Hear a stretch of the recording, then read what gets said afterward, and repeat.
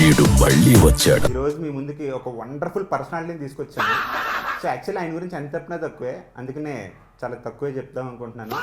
So ఆయన introduction ఆయన ఇచ్చుకోమని కోరుకుంటున్నాను. Sir please. నా పేరు కిషోర్ తిరుమల. అంతకుముందు ఎంతమంది తెలుసో కానీ మొన్న డ్యాన్స్తో చాలామందికి తెలిసి ఉంటుంది అనుకుంటున్నాను. నవ్వు ఆపుకుంటున్నావు కదరా. ఎక్కడి నుంచి మొదలు పెడదాం పవన్? అంటే ఇద్దరం ఇక్కడ ఉన్నాం కాబట్టి ఎక్కడి నుంచి మొదలు పెడదాం సార్?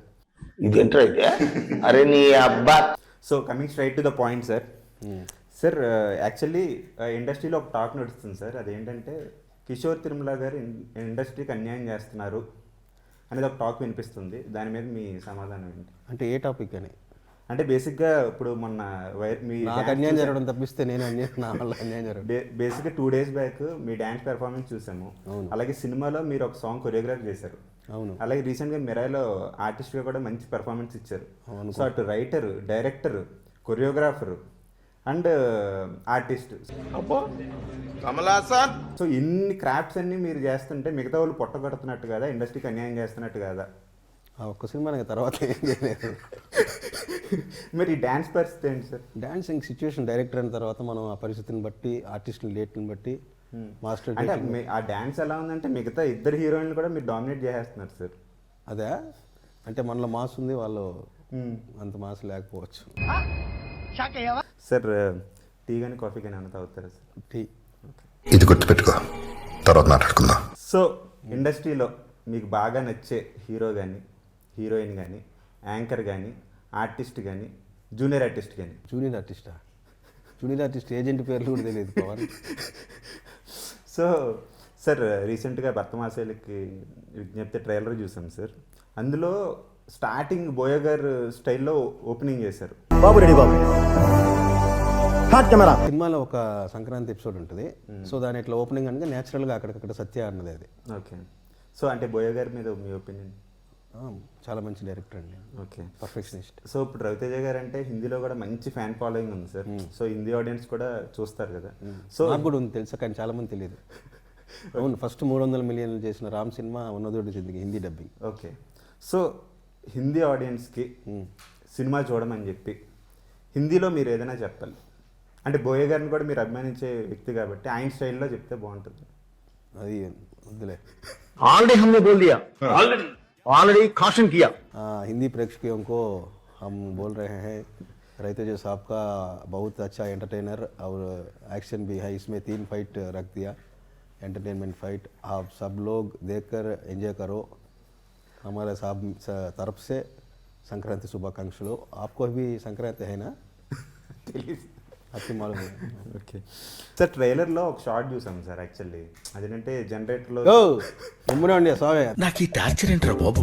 నిజంగా అది మాకు తెలియదు. మేము అప్పుడెప్పుడో నిన్న మీమ్స్లో అది అండర్లైన్ చేస్తే కానీ తెలియదు నాకు. ఓకే. మేము 2024లో రాసింది పవన్ బాసిం శెట్టి అని అతను రాసిన ఎపిసోడ్ అది. నాకు అది సంబంధమే లేదు. అనవసరంగా దాన్ని వదిలేద్దాం. నెక్స్ట్ టీ అదే చెప్పా పవన్. అది ఇంటర్వ్యూలో క్వశ్చన్ సార్. యాక్చువల్లీ ఇక్కడ టీ కాఫీ ఏమీ లేవు సార్ దానికి. ఏంటో ఈ జనరేషన్ కామెడీ. సార్ ఇప్పుడు ఇది ఒక స్పెషల్ రౌండ్ సార్. ఇందులో ఏంటంటే నేను ఆన్సర్ చెప్తాను, నేను క్వశ్చన్ చెప్పాలా? మీరు క్వశ్చన్ చెప్పారా? పిక్చర్ల గురించి వెంటనే కానీ లైవ్ లో ఇదే చూడటం. క్వశ్చన్కే ఆన్సర్ చెప్పడం రాదు. సరే చెప్పు. సో నేను ఆన్సర్ అంటే కిషోర్ తిరుమల గారు ఆన్సర్ అది. సో కిషోర్ తిరుమల గారు ఆన్సర్ చెప్తున్నారు. సో దాని క్వశ్చన్ ఏమై ఉంటుందని మీరు గెస్ట్ చేయాలి. అడిగేదో అర్థమైంది కదా సార్? అర్థం లేదా ఇంకా అయిన చెప్పాల్సిందే. ₹1,00,00,000 ఇచ్చినా ఆ పని చేయను అనేది ఆన్సర్ అయితే, కిషోర్ తిరుమల గారు ఆన్సర్ అయితే క్వశ్చన్ ఏమై ఉండొచ్చు? సెట్కి లేట్గా రాను. ఓకే. ఇంకేదని చెప్పేదా? ₹1,00,00,000 చాలా ఉన్నాయి, చెప్తే మొత్తం ఇదే పొద్ది. ఒకటి చెప్పండి సార్. డింపుల్ మీద ఆశిక అంటేనే నాకు ఎక్కువ ఇష్టం అనేది కిషోర్ గారు ఆన్సర్ అయితే దాని క్వశ్చన్ ఏమై ఉండొచ్చు? ఇద్దరు హీరోయిన్లో మీకు ఎవరు ఎక్కువ ఇష్టం అండి? ఎవరు బాగా పర్ఫార్మ్ చేశారంటే ఆశిక అంటే ఎక్కువ ఇష్టం అంటున్నారు సార్ డైరెక్ట్గా. అవును.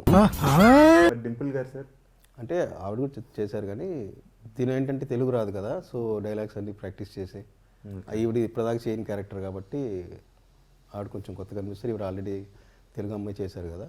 ఓకే. ఎలా చెప్పాను రెగ్యులర్ ఇంటర్వ్యూలో లాగా. ఇప్పుడు నేను అడిగే క్వశ్చన్కి రాంగ్ ఆన్సర్ చెప్పాలి సార్. సో భర్తమాసలికి విజ్ఞప్తి, 2 అమ్మాయిల మధ్య నలిగే ఒక మగాడి కథ. సో ఇది కిషోర్ గారు రియల్ లైఫ్ స్టోరీ అని చెప్పి అంటున్నారు, అవునా కదా సార్? అవును.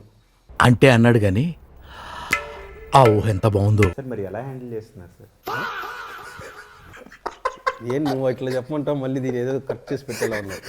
సో ఇప్పుడు పెళ్ళి కాకముందు ఉన్న పరిచయాలు ఇంకా కొనసాగుతున్నాయి. జెన్యున్ హానెస్ట్ వేలో. స్పెయిన్లో మీరు అమ్మాయిలతో చేసిన రచ్చకి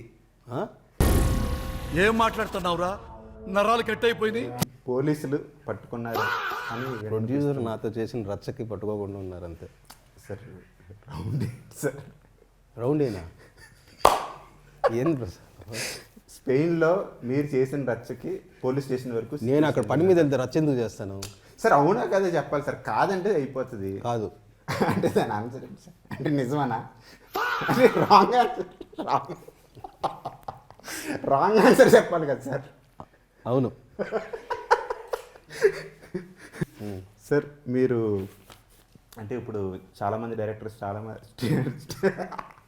స్టేట్మెంట్స్ ఇస్తున్నారు కదా, అదే ఈ సినిమా పక్కాగా మీ నచ్చుద్ది, నచ్చకపోతే పలానా చేస్తానని చెప్పి స్టేట్మెంట్లు ఇస్తున్నారు కదా, అలా మీరు ఇచ్చే స్టేట్మెంట్ ఏంటి? ఇంకో సినిమా జాగ్రత్తగా రాసుకొని చేస్తాను. సో ఇప్పుడు సార్ నేను శైలజ అంటే చాలా మందికి కనెక్ట్ అయిన సినిమా సార్. చాలామంది అంటే ఇప్పటికీ కూడా టీవీలో వచ్చినా సరే, ఇదిలో వచ్చినా సరే, యూత్ కానీ పేరెంట్స్ ఇప్పుడు టీవీలోనే వస్తుంది. 10 సంవత్సరాలు అయిపోయింది కదా, థియేటర్లోకి వస్తుంది. మొన్న మీరు వీడియో కాల్ చేసినప్పుడు నేను టీవీలో చూపించట్లేదు. అవునవును, అదే టీవీలోనే వస్తుంది, థియేటర్ రాదు కదా. సార్ రీ రిలీజ్ కూడా చేద్దాం అనుకున్నారు సార్ మొన్న. సరే ఈసారి చేద్దాం. సో 27 అంతలా కనెక్ట్ అయ్యారు కదా సార్. అంటే మీకు ఐ మీన్ నేను శైలజ కానీ చిత్రరాయలు కానీ ఒక కైండ్ ఆఫ్ కల్ట్ ఫాలోయింగ్ ఉంది సార్. రామచంద్ర ఈ ఓవరాక్షన్ భరించలేకపోతున్నాను రా sir promise. Okay, I trust you.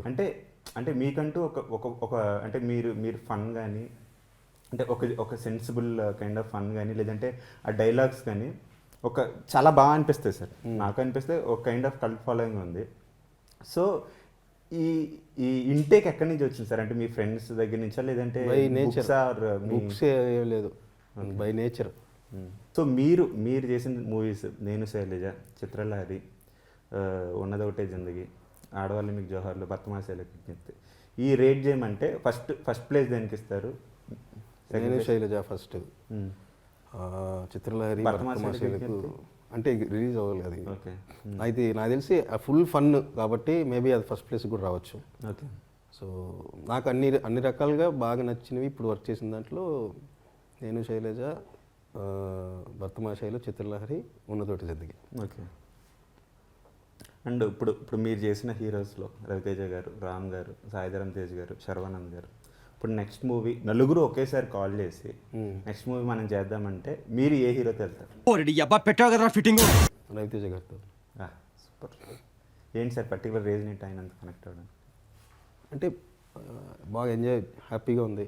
Okay. ఇప్పుడే చేశాం కాబట్టి ఇంకా సక్సెస్ అయితే ఇంకా కొంచెం కాన్ఫిడెన్స్, జాయ్ లెవెల్ పెరుగుతుంది కాబట్టి. ఓకే. సో స్పెయిన్లో మీ వర్కింగ్ ఎక్స్పీరియన్స్ ఎలా అనిపించింది? మీరు నాకంటే కూడా సుధాకర్ జరుగుతుంది గారిని అడిగితే బెటర్గా చెప్తారు. Okay sir. ఎప్పుడు తెల్లగా పవన్, ఇది public interview, that's my personal question sir. నాకు మాత్రం అక్కడ నీకు ఫ్యామిలీస్ ఉంటాయి కదా సార్, మీకు ఫ్యామిలీస్ లేదు సార్. మైక్ వాళ్ళకి ఇచ్చేయండి sir. A few moments later. Sir ఎందుకు సార్ అంత ఎమోషనల్ అవుతున్నారు? అంటే సినిమా తాలూకు జర్నీ అయిపోయిందని, అంటే పోలియో డ్రాప్స్ సార్. సార్ అయిపోయింది సార్, అందరూ వెళ్ళిపోతున్నారు సార్. వెళ్దాం పద.